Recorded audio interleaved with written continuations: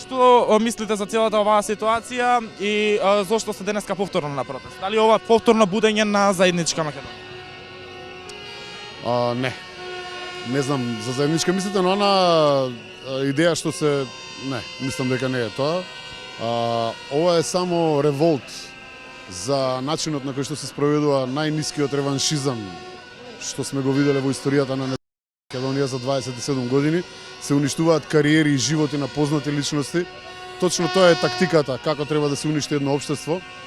Ова што се прави е, веќе реков, срамно, перверзно, болно, одвратно, ниско човечно, нехумано и ова е најверојатно агенда која треба да се истурка. После ова не постои заедничка Македонија.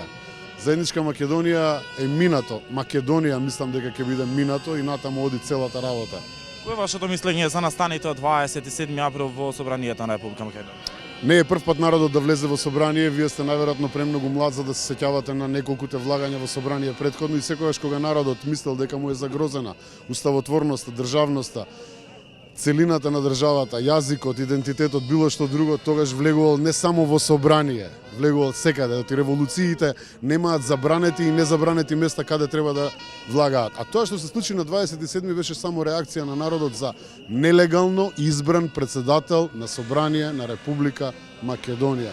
Ништо повеќе. Го оправдувате ли целото условно кажано насилство врз пратениците, бидејќи имавме и повредени пратеници, имавме и повредени новинари на тој настан? Насилство не оправдувам во ниеден поглед, никакво. Тоа не го оправдував, не оправдував ниту кривични, ниту затварања, никогаш нема да оправдувам. Одземање на слободата за мене е најлошото нешто што може да му се случи на човекот, животот исто секако. Верувам дека тоа сценарио ќе се расплетка и ќе се дознаат вистинските виновници. Оние што влегува во собрание, што се вечерва денеска приведени тука, не се тие кои тепа, не се тие кои крша, тоа го има и на снимките.